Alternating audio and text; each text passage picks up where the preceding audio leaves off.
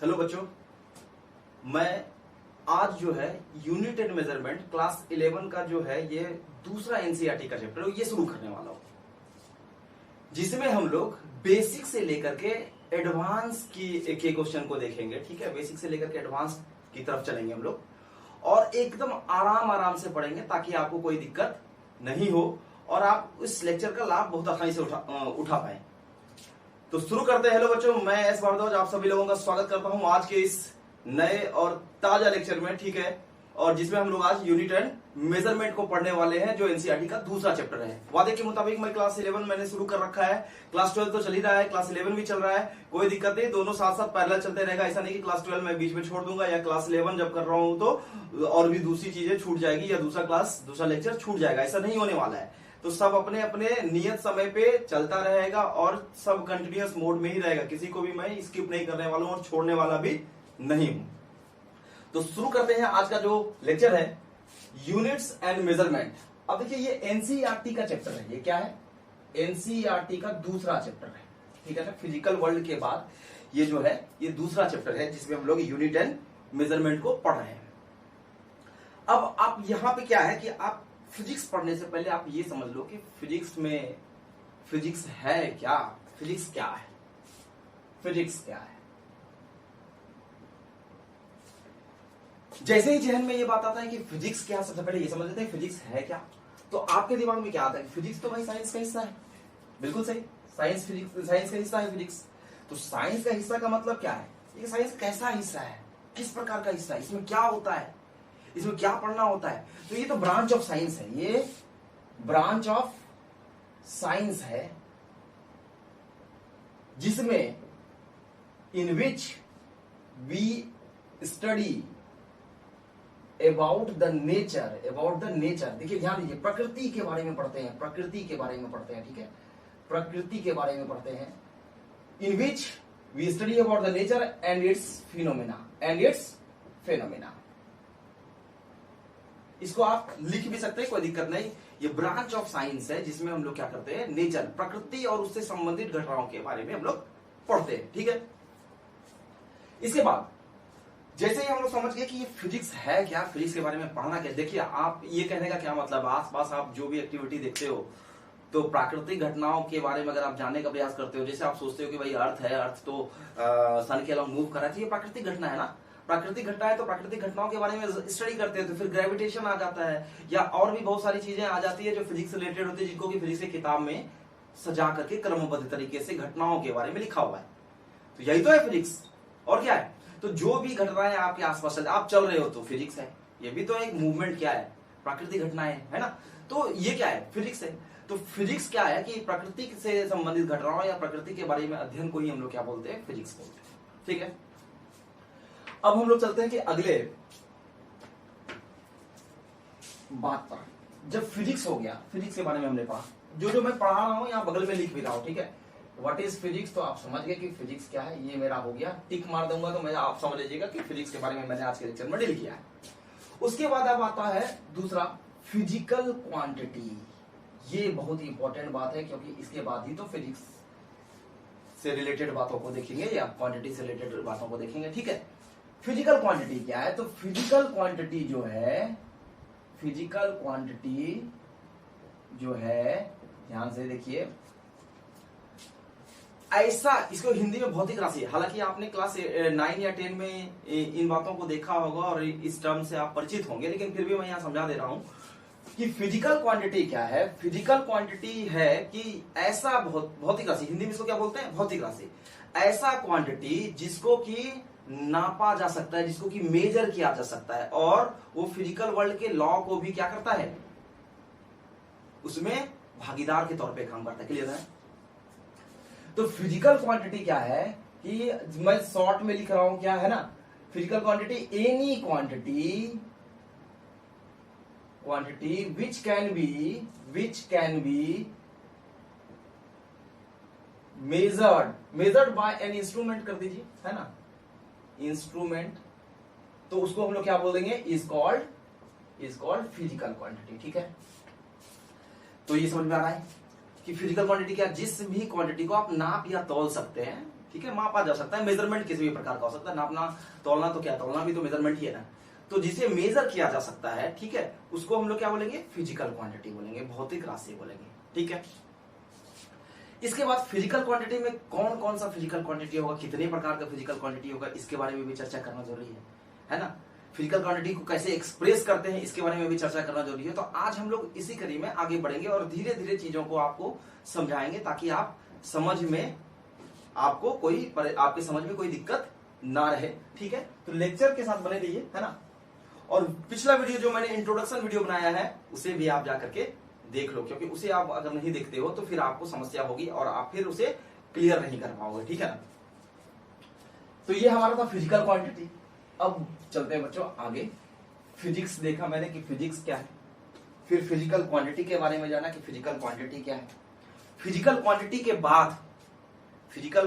बाद हम लोग चलते हैं कि फिजिकल क्वांटिटी को कैसे हम पहले एक्सप्रेस करते हैं, ठीक है ना। तो पहले आप चलते हैं फिजिकल क्वांटिटी को। जैसे मान लीजिए कोई भी फिजिकल क्वांटिटी, एकदम ध्यान से देखिए, फिजिकल क्वांटिटी है, ठीक।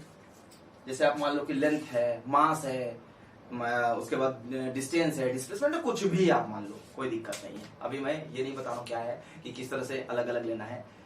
लेंथ है, मास है, टाइम है ना, इलेक्ट्रिक करंट है, सारे तो क्या है, फिजिकल क्वांटिटी है। तो फिजिकल क्वांटिटी को कैसे एक्सप्रेस करते हैं वो देखते हैं। अब ये जरा सोचो, फिजिकल क्वांटिटी क्या है। फिजिकल क्वांटिटी को अगर आप एक्सप्रेस करना है, मान लेते हैं फिजिकल क्वांटिटी है एक्स। फिजिकल क्वांटिटी क्या है, एक्स है। तो अब एक्स में मान लेते हैं कि लेंथ ले लिए, चलिए, और ये मान लेता हूं कि ये जो मार्कर है, ये मार्कर का क्या है, लेंथ है ना। मान लेते हैं कि इस मार्कर का लेंथ जो है 10, ये मान लेते हैं कि 20 या 25 सेंटीमीटर है। मान लेते हैं ये अगर एक इंच दे, मान लीजिए ये 50 सेंटीमीटर, चलिए इसको मैं मान लेता हूं क्या, मार्कर का लेंथ 50 सेंटीमीटर। तो लेंथ है 50 सेंटीमीटर, जो कि मैंने मार्कर का लिया, जिससे कि मैं आपको पढ़ा रहा हूं। तो आप देख सकते हो कि फिजिकल क्वांटिटी को लेंथ, फिजिकल क्वांटिटी का नाम क्या हो गया, लेंथ। इसका अब यहां पे देखो, ये क्या है, ये नंबर है कोई, ये क्या है, नंबर है। और आपने देखा कि ये जो सेंटीमीटर है, ये क्या है, यूनिट है। ये क्या है, यूनिट है। अब यहां से एक नया शब्द निकल करके आ रहा है कि यूनिट। यूनिट के बारे में भी आपने क्लास 9-10 में पढ़ रखा है, 8 में शायद पहली बार आप इसको देखे होंगे। तो यूनिट क्या है वो मैं अभी चर्चा करूंगा, लेकिन आप देख लो कि फिजिकल क्वांटिटी को कैसे एक्सप्रेस कर सकते हैं। तो कोई भी फिजिकल क्वांटिटी हो, उसको क्या कर सकते हैं, एक्स बराबर नंबर इंटू यूनिट। नंबर क्या है कि उस यूनिट का ये कितना टाइम्स है, उस यूनिट का, अगर यहाँ यूनिट सेंटीमीटर है तो सेंटीमीटर क्या एक होगा, यूनिट मतलब इसको 1 भी मानिएगा कि इक्वल टू 1 हो। तो 1 सेंटीमीटर को 50 से आप गुणा कर दीजिए तो 50 सेंटीमीटर हो गया। यानी क्या है कि ये किसी यूनिट का मतलब हो गया कि ये किसी भी फिजिकल क्वांटिटी का वो स्टैंडर्ड है जो उसके इकाई के बराबर होगा, 1 के बराबर होगा, ठीक है। और उस 1 से, उस यूनिट से, उस क्वांटिटी से आप क्या करते हैं, उसी फिजिकल क्वांटिटी को कंपेयर करते हैं, इसमें मेजरमेंट में। तो यूनिट बेसिकली क्या है, कंपैरिजन है। यूनिट क्या है, एक ऐसा स्टैंडर्ड जो किसी भी फिजिकल क्वांटिटी को कंपेयर करने के लिए यूज किया जाता है। लेकिन याद रहे कि अगर हम यहां लेंथ का बात कर रहे हैं तो लेंथ में सेंटीमीटर हो, मीटर हो, किलोमीटर हो, तो आपको समझ में आ रहा है बड़ा बड़ा लेंथ है ना।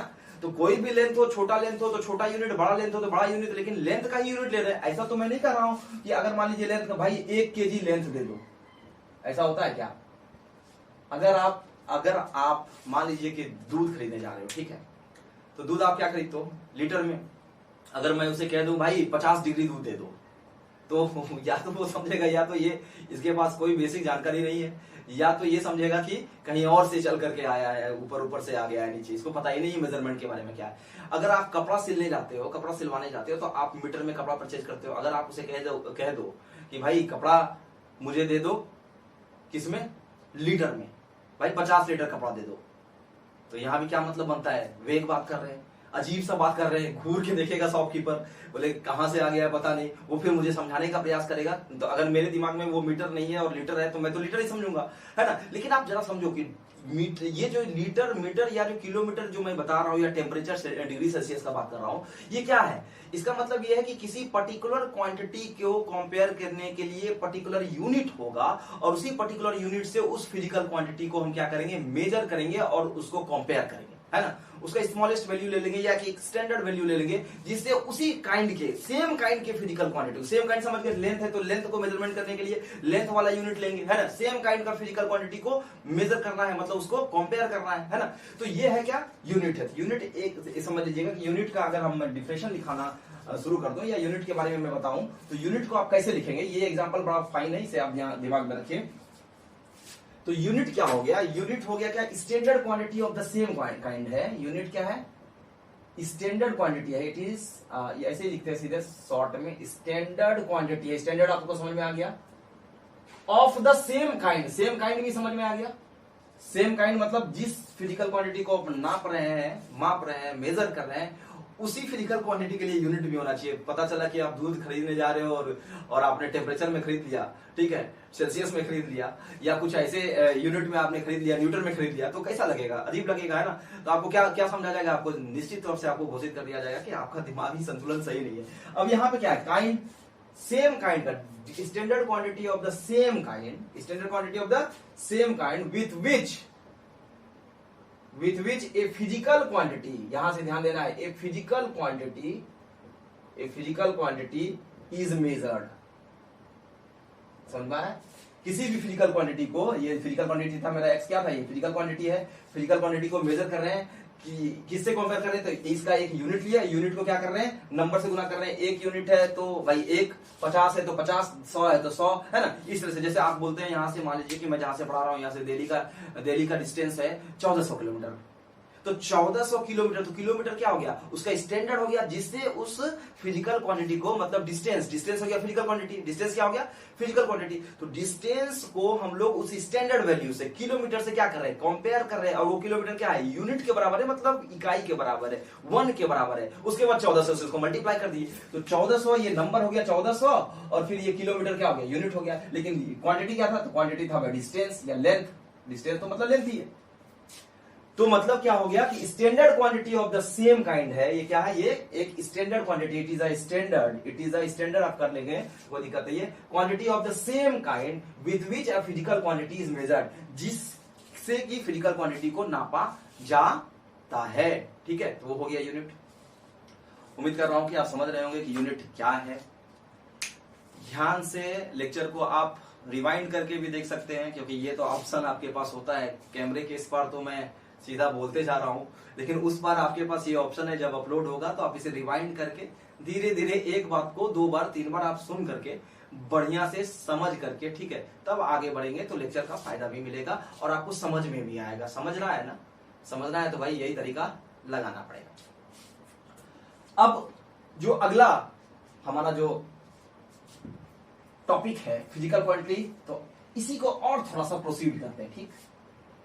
देखो आप कैसे, अभी जो मैंने कहा कि मीटर भी होता है, सेंटीमीटर भी होता है ना, किलोमीटर भी होता है, तो ये क्या है, छोटे से बड़े की तरफ जा रहे हैं, सेंटीमीटर, फिर मीटर, फिर किलोमीटर, तो छोटा यूनिट फिर बड़ा यूनिट, उसको भी देख लेते हैं। मैंने आपको बताया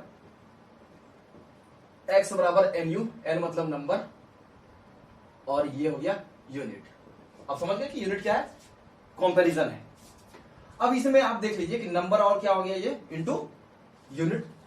अब इसको आपको कुछ करने की जरूरत नहीं है। अब मैं क्या करता हूं कि एक ही फिजिकल क्वांटिटी का, मतलब x सिमिलर फिजिकल, जैसे मान लेता हूं मैं कि लेंथ है, लेंथ को मैं 2 तरीके से मेजर कर रहा हूं, 1 किलोमीटर में या 1 मीटर में, या 1 मीटर में 1 सेंटीमीटर में, तो दोनों तो लेंथ ही है ना। तो ये x को मैंने n1u1 मतलब पहला नंबर और ये पहला यूनिट में मेजर कर दिया, ठीक। जैसे आप मान लीजिए कि मीटर में कोई चाह रहा है तो इसको आप मीटर में मेजर कीजिए। तो इसको एग्जांपल में भी देख लेते हैं कि अगर मान लेते हैं कि x बराबर ले लिया 100 मीटर, ठीक, और फिर कोई एक और क्वांटिटी, ये इसको आप इक्वेशन 1 मान लीजिए। सिमिलरली क्या करेंगे, सिमिलरली अगर x बराबर फिर से वही फिजिकल क्वांटिटी लेंथ ही है, तो इसको ले लेते हैं n2u2। तो अगर मान लो कोई बोलेगा नहीं 100 मीटर को मैं लिख रहा हूं 100 × 100 मतलब 10,000 सेंटीमीटर। अब ये बताओ 10,000 सेंटीमीटर बोलो या 100 मीटर बोलो, दोनों है तो एक ही चीज ना, है तो एक ही चीज, सिर्फ मीटर और सेंटीमीटर का अंतर है तो एक ही चीज।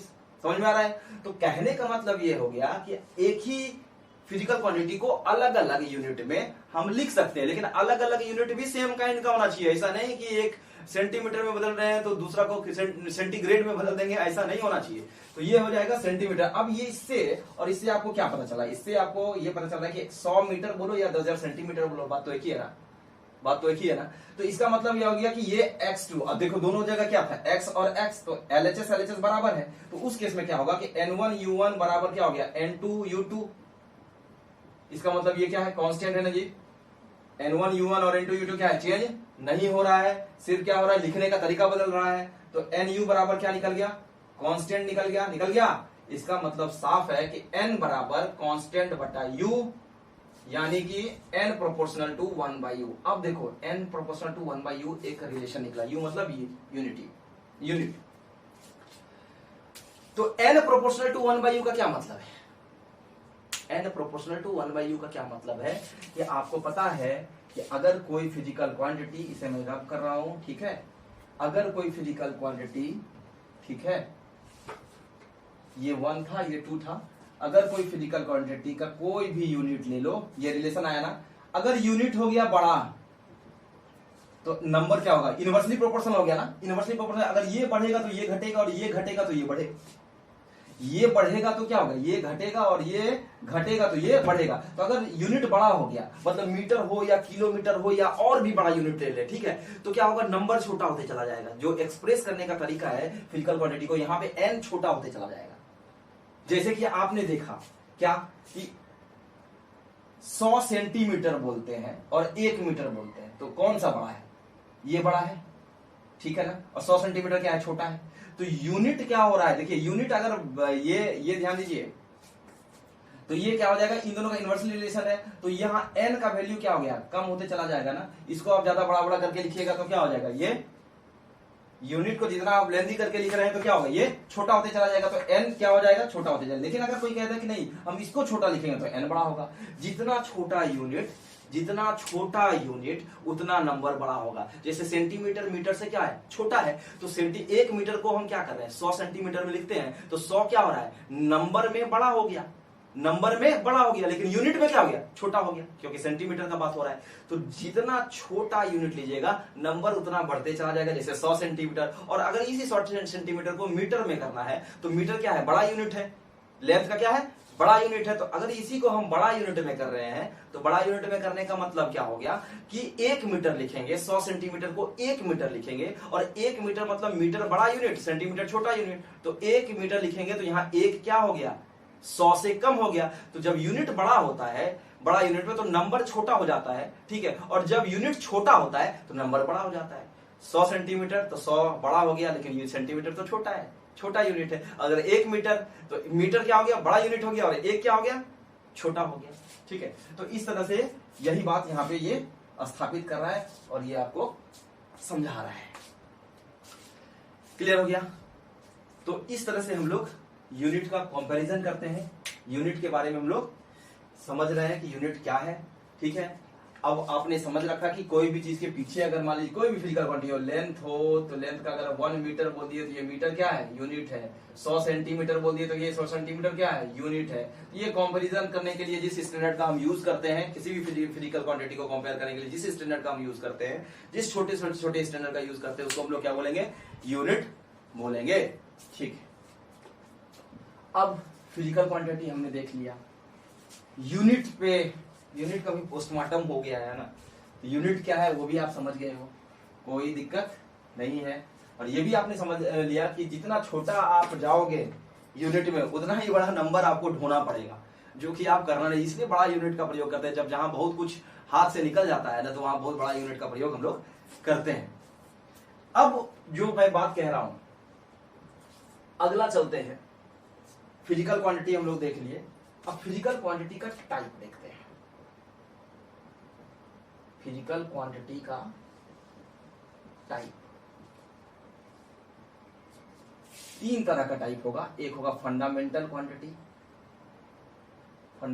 क्वांटिटी होगा, दूसरा होगा डिराइव्ड क्वांटिटी,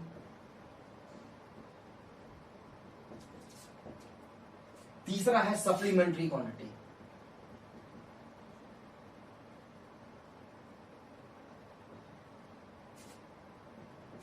सप्लीमेंट्री क्वांटिटी। पहला क्या हो गया? Fundamental quantity. दूसरा क्या हो गया? Derived quantity. और तीसरा क्या है? Supplementary quantity. तो जैसे ही तीन चीज मैंने आपको बताया तो आपको यह भी समझ में आ गया होगा फंडामेंटल क्वांटिटी को जो यूनिट दर्शाएगा वो हो जाएगा फंडामेंटल यूनिट। फिर हो जाएगा क्या? Derived unit. अब इसको कंपेयर करने के लिए जिस यूनिट का प्रयोग करेंगे वो क्या हो जाएगा? Derived unit. और ये हो जाएगा सप्लीमेंट्री यूनिट। स्पेलिंग यहां पे आप चेक कर लीजिएगा क्योंकि मैं कभी कभी रगड़ देता हूं। तो ये हो गया क्या? Supplementary unit. फंडामेंटल क्वांटिटी को जो यूनिट दर्शाएगा उसे फंडामेंटल यूनिट, डिराइव्ड क्वांटिटी को जो यूनिट दर्शाएगा वो डिराइव्ड यूनिट, और सप्लीमेंट्री क्वांटिटी को जो यूनिट दर्शाएगा, जो यूनिट एक्सप्रेस करेगा उसको सप्लीमेंट्री यूनिट भी हम लोग बोलते हैं। अब रही बात कि ये फंडामेंटल क्वांटिटी वाला चक्कर क्या है? ये फंडामेंटल क्वांटिटी है क्या? फिजिकल क्वांटिटी तो हो गया जिसको कि नापा जा सकता है, जिसको कि मेजर किया जा सकता है ना किसी भी इंस्ट्रूमेंट से, तो वो हो गया फिजिकल क्वांटिटी। अब जरा ये बात समझो कि फंडामेंटल क्वांटिटी क्या है। तो फंडामेंटल मतलब बेसिक। फंडामेंटल को हम लोग बेसिक क्वांटिटी भी बोलते हैं या बेस क्वांटिटीज भी बोलते हैं, याद रखिएगा। बेसिक क्वांटिटी भी बोलते हैं या बेस क्वांटिटीज भी बोलते हैं। बेस क्वांटिटीज का मतलब क्या? अगर मैं बात कर रहा हूं फंडामेंटल क्वांटिटी की, तो बेस क्वांटिटी का मतलब क्या हो गया? जो बेस हो, नेचर में अपने आप एग्जिस्ट करता हो, जिसको कि हमने और आपने नहीं बनाया है, या किसी और क्वांटिटी पे डिपेंड नहीं करता हो, सेल्फ उसका अपना रिस्पेक्ट हो, है ना, सबका अपना अपना सेल्फ मेड हो, तो वैसे क्वांटिटी को फंडामेंटल क्वांटिटी बोलते हैं। यानी फंडामेंटल क्वांटिटी क्या हो गया? समझ गया? फंडामेंटल क्वांटिटी को जो दर्शाएगा, पेन पेपर ले लो, पेन पेपर लेकर के बैठो, ठीक है। फिर उसके बाद क्या होगा? फंडामेंटल क्वांटिटी को फंडामेंटल यूनिट दर्शाएगा, डिराइव्ड क्वांटिटी को डिराइव्ड यूनिट से डिनोट करेंगे, और सप्लीमेंट्री क्वांटिटी को सप्लीमेंट्री यूनिट से डिनोट करेंगे। अब फंडामेंटल क्वांटिटी है क्या? अब इसके बारे में मैं इसे मिटा भी रहा हूं, जिसे आप लिखना चाहें तो आप लिख सकते हैं, कोई दिक्कत नहीं है, वीडियो तो आपके हाथ में ही रहेगा। फंडामेंटल क्वांटिटी का मतलब क्या है?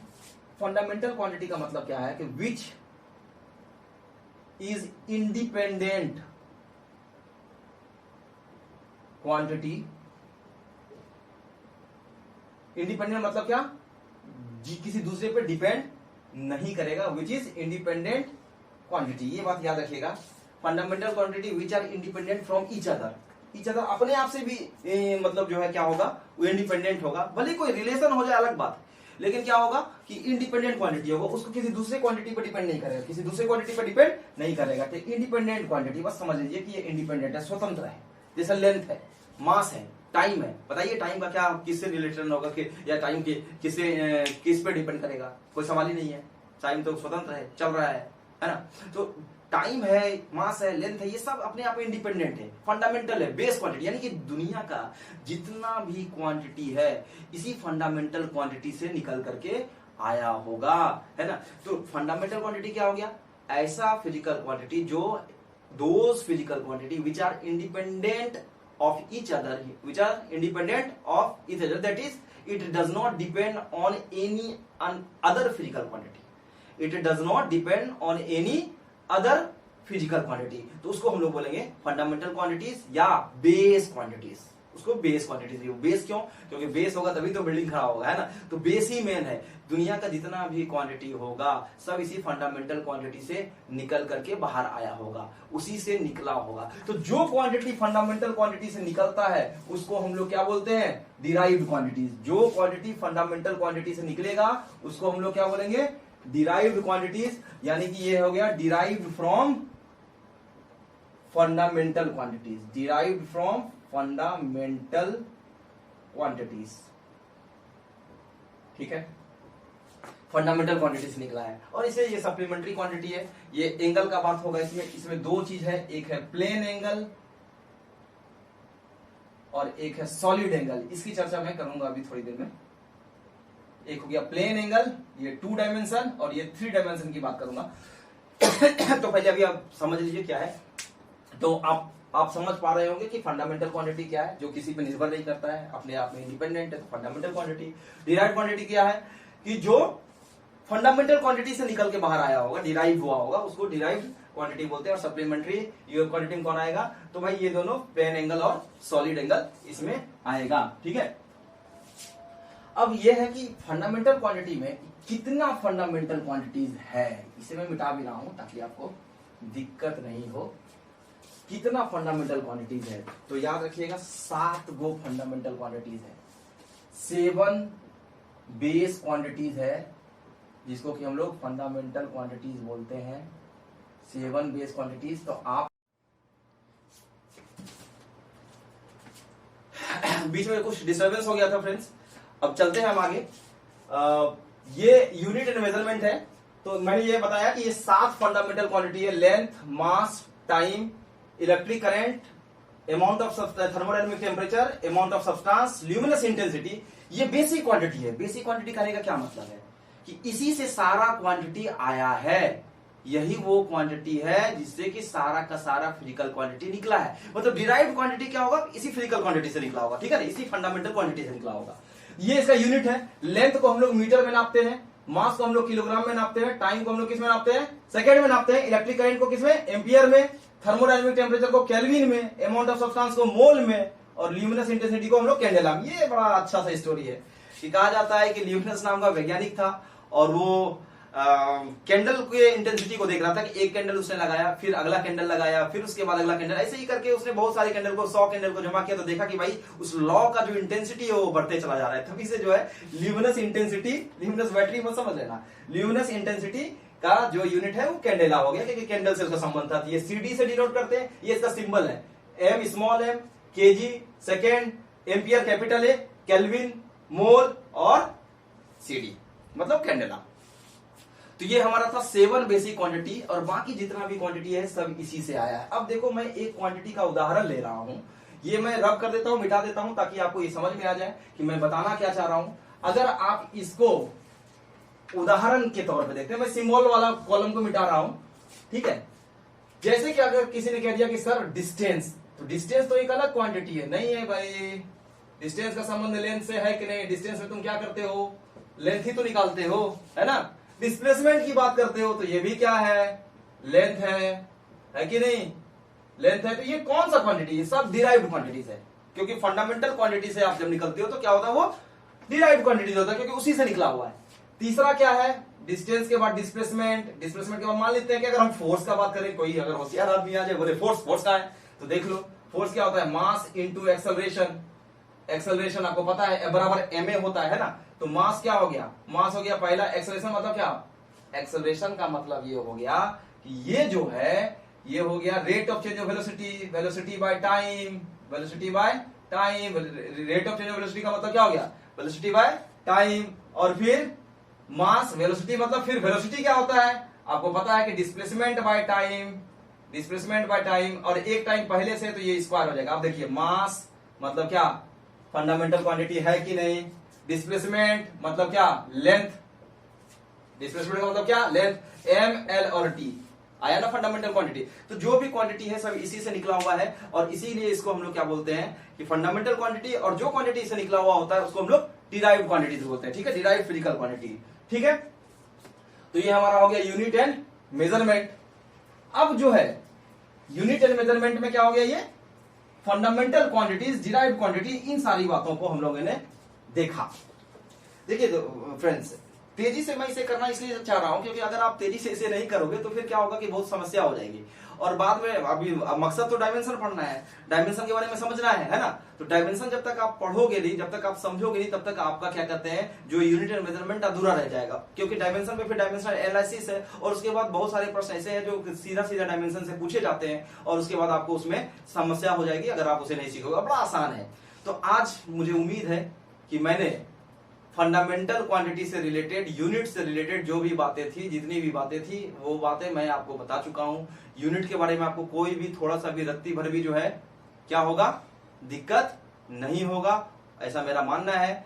और फंडामेंटल क्वांटिटी, डिराइव्ड क्वांटिटी या सप्लीमेंट्री क्वांटिटी, इन सारे क्वांटिटी को भी हमने देखा। इनके लिए जो यूनिट प्रयोग में आएगा उसका वो सेम नाम भी हो जाएगा, फंडामेंटल यूनिट, डिराइव्ड यूनिट और supplementary unit.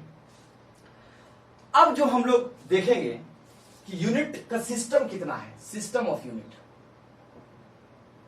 System of unit. Derive quantity देखिए ना, 3 तरह का सिस्टम है, एमकेएस सिस्टम, सीजीएस सिस्टम और क्या हो गया एफपीएस सिस्टम। एमकेएस मतलब metre kilogram second, metre kilogram और सेकेंड। जब मास, देखिए लेंथ मास, ये हो गया लेंथ, ये हो गया मास और ये हो गया टाइम।